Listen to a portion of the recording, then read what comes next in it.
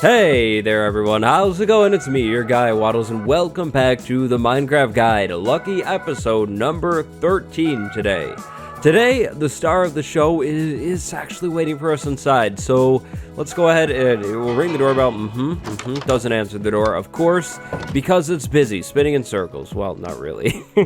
Today's episode is going to be all about minecarts and rail lines and fun things like that. Last episode, we went down into the abandoned mineshaft and collected quite a bit of rails. Today, I'd like to connect the mob farm that we built a few episodes back up with our base over here, since it's a little bit of a ways away. The plan is to set up a cool monorail system and talk all about minecarts and some of their properties while we do that.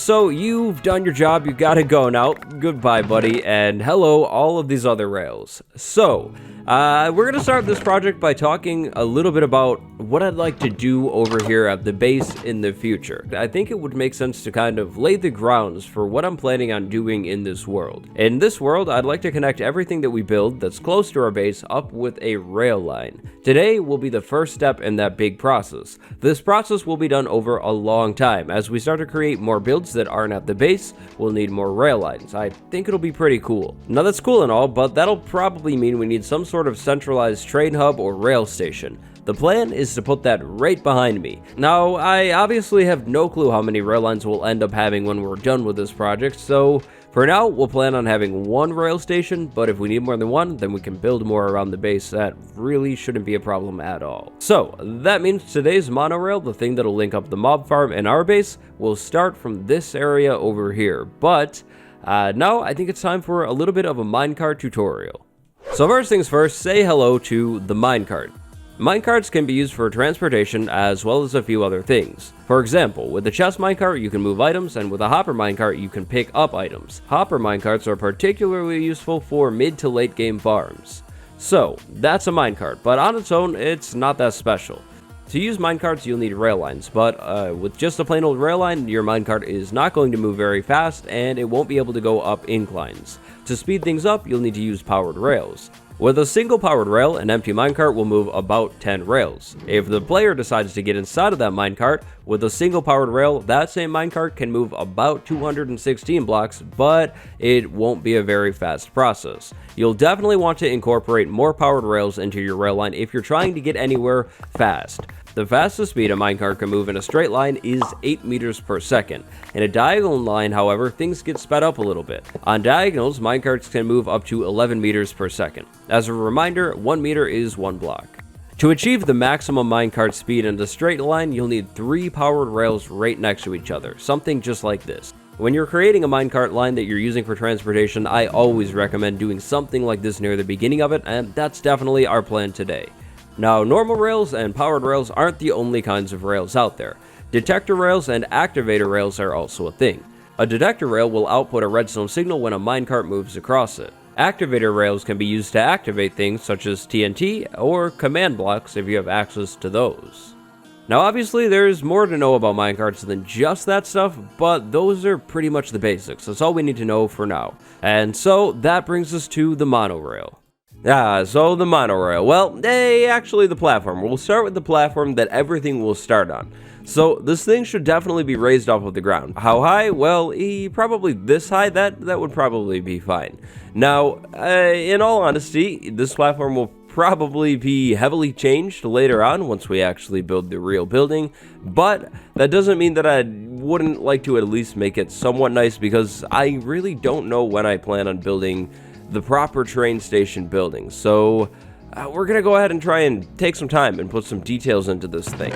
So how should we do our way up? I mean, we could just do oak staircases, right? That would work and it would make sense, but I think I'd like to do something a little fancier. What if below this platform we tried to make some sort of stone brick base? Would that look good? And then we have these corner beams. I think that would look good. It might look like heavily structured. I don't know if I really want a structured look like that, but you know what? That might look good. Let's start with a stone brick base. Stone bricks are always, they're always nice building blocks. But I want to go get my cracked stone bricks. The more and more that I use stone bricks, guys, the more and more that I realize I still really need a vine farm. We need those mossy variants so bad because they make things look a million times better. Like, no joke, mossy bricks they're the way to go whenever you're using stone bricks. But yeah, no vines yet. So maybe we need to set out on an adventure soon to go find vines. I feel like I saw some somewhere in this world, but I don't really remember where that would have been. It obviously would have been while I was exploring, but I just don't remember where that could have possibly been. I don't know. This is probably one of those times where I'm oddly imagining things that happened and it never actually happened. Trust me, I'm good, guys. I'm good. Another block that goes really well with these two is polished andesite. Polished andesite, when mixed in randomly with stone bricks, looks really, really good. I feel like it adds a little bit more of a pattern breakup, right? Because all of the stone brick variants, they clearly share the same pattern. It's the same block. By adding andesite in, that pattern, it's broken up, and I think that's nice sometimes. So we're gonna do that just a little bit on here too. Yeah, something like that. And boom, it's nighttime. But hey, I don't know where I left my bed. Yeah. No. It was in my inventory the whole time next to the iron. No, what the? Hey, how did I not see that? Really? So the way up, pretty straightforward. We'll do a couple staircases one block out so we have some room to do whatever we're gonna do with this whole platform. Something just like this will be fine, then we'll have the platform connect over to the staircase. So now this platform. We've got solid blocks on the corners, and I like that look, but I think on the inside, like past the corners, we could do staircases upside down. I really like the look of things kind of going into their support walls, so we're going to go ahead and do that look. And we'll turn the staircases on each corner to blend this block out a little bit more. I think that adds an interesting look. This corner block, though, that one might go. We might have to do something different there, but for now, I'm just going to leave it there. I don't know if I like how block is build is looking on the corner, so it kind of looks a little goofy. And then, after I finish the staircases, the job will be coming up on top of this thing and filling this in with slabs so we have a solid platform to actually work with. So, that's all, I think, kind of fleshed out. I think we know what we're doing, so I'm going to go ahead and get us to the point where we can actually focus on the monorail instead. It's a little more interesting than the platform.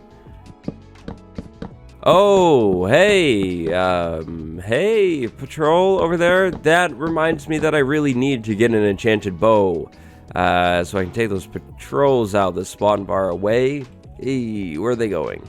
I think they're gonna miss me, actually.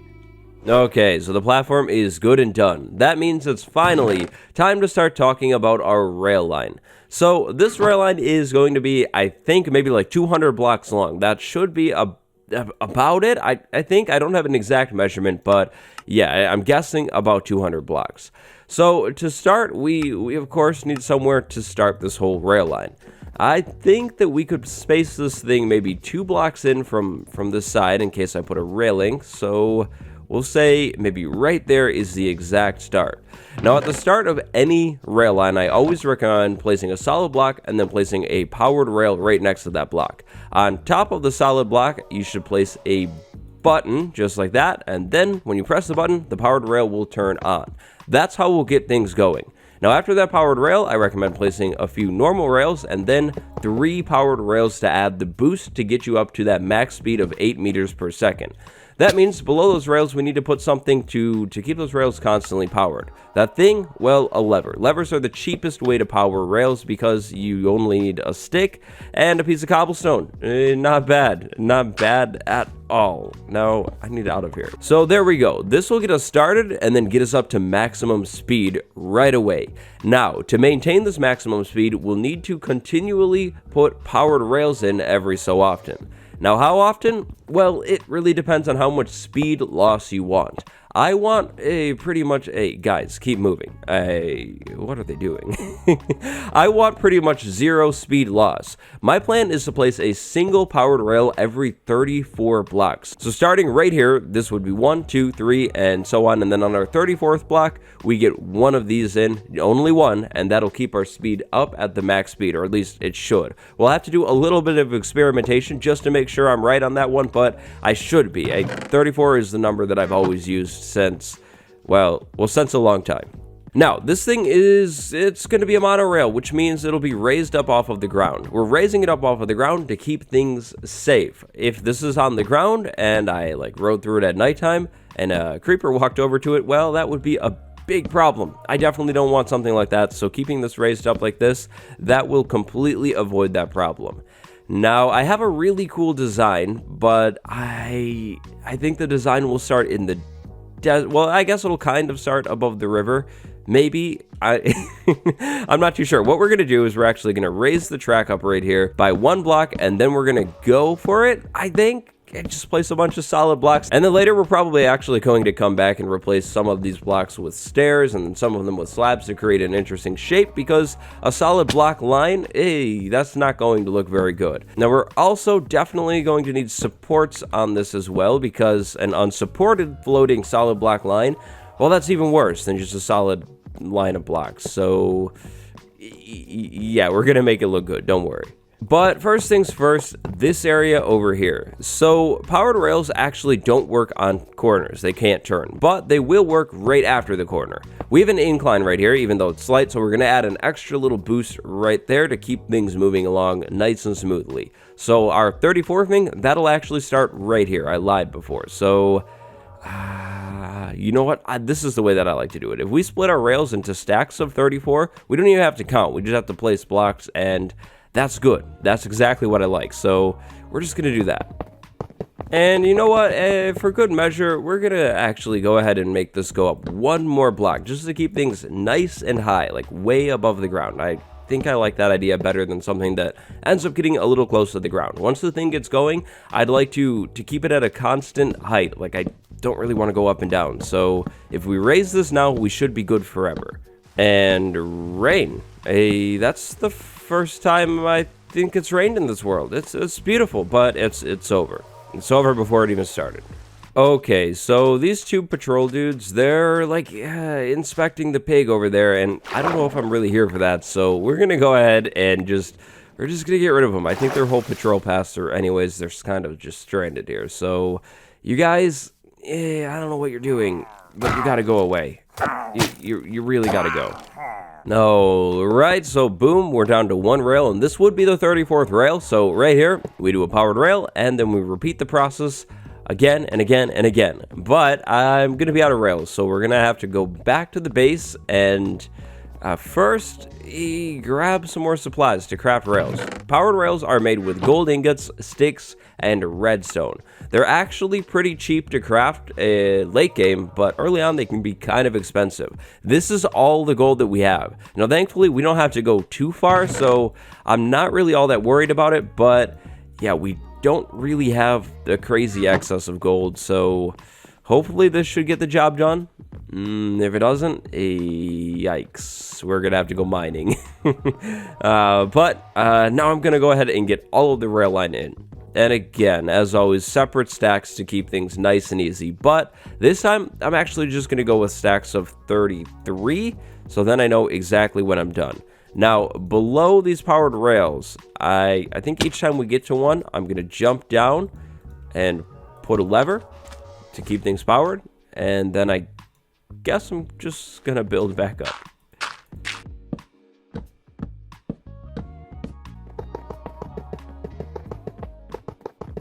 But before we get too far into the project, we're actually going to go ahead and do a test run. So we get in the minecart, press the button, we go. And do we maintain the speed? It looks like just about perfect, so we're good to go. Now I can go ahead and finish this rail line up.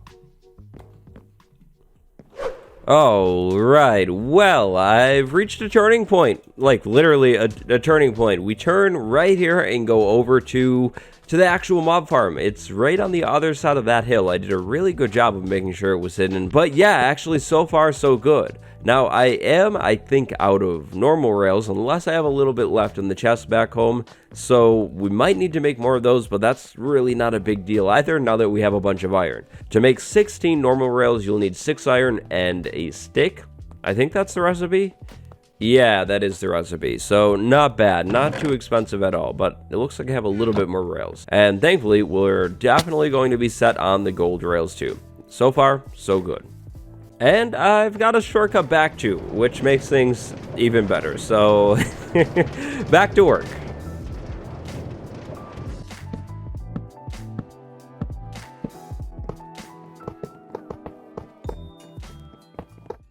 Alright, so rolling back into station number 1 here.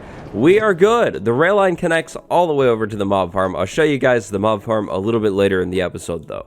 So now that that's all good, now it's time to talk about the support beams. So this track, it looks really goofy as is right now. I have a cool design in mind that should work. It'll be really expensive. We'll have to farm a lot of the giant spruce trees because, yeah, expensive, but I think it'll look good. So I think we need stone bricks, we'll need spruce trapdoors, we'll also need spruce fences, and we'll actually be using acacia logs as well. So, let's start this support thing. We'll start it back here, I think, on this flatland so we can see what we're trying to do. So below each lever, we'll do a log, and then however many logs it takes to go all the way down to the ground. So like over there, we'll need more logs than just 2. Then after the logs, we'll go I think, trapdoor like that, or you know what? No. Let's do it like this. We'll do a trapdoor on the inside and a trapdoor on the inside, just like that. Then on the sides, we'll do an upside down staircase, just like that. Then we need to tower up a little bit more so we can see what we're doing.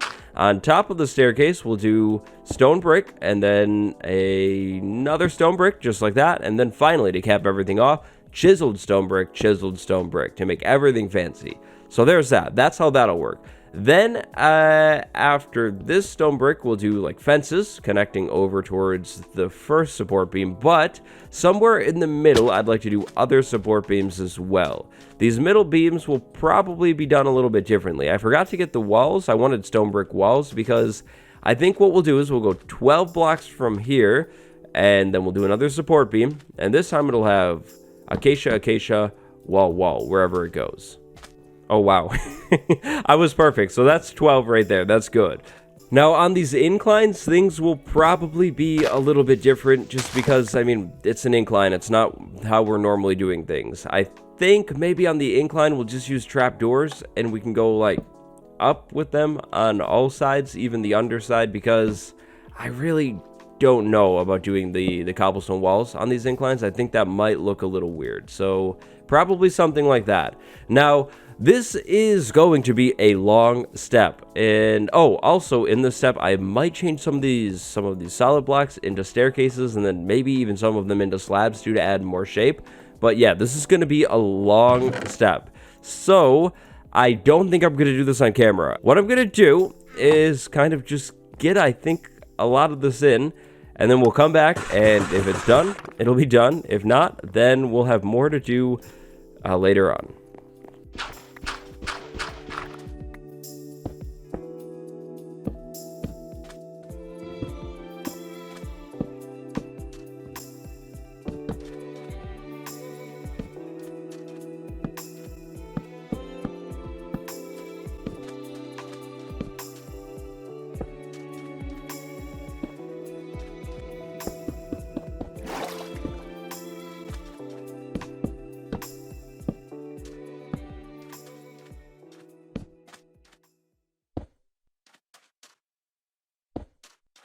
Okay, so I wanted to jump back in and show you guys what I have so far. I'd say we're about 75% done with this project. I basically just need to finish up the other end, but would you take a look at that monorail? I think that is really, really cool looking. I think it adds a lot to the world, especially looking over at the enchanting tree. Like, I don't know. I think it looks pretty cool.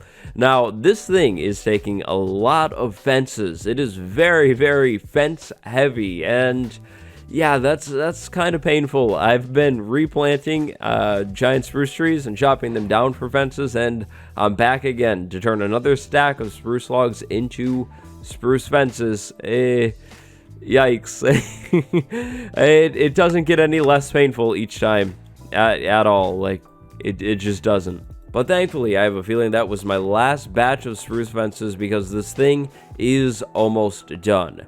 Now, the only thing that I'm kind of unsure about right now is what to do with this whole line once it gets into the desert. I think it definitely shouldn't change in style. That would look weird, but it's right next to the ground over there, and I don't know if I should just lower it and have it run on the ground, or if I should raise it up and have it go higher up above the ground, or finally, if it should just stay as is. I'm kind of leaning towards just keeping it as is right now. It does kind of get a little higher when this hill goes down on the other side, but I don't know. It doesn't have too much distance in between the ground and the rail line. Not that that's a problem, but I'm just not sure if I like it or not yet.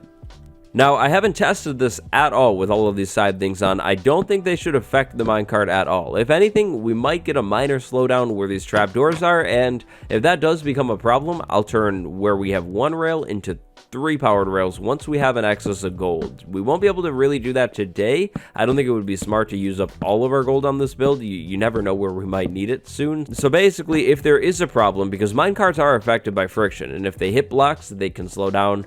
And if that becomes a problem, then what we'll have to do is basically just come back and add more powered rails. Not that big of a problem, really. It's an easy fix.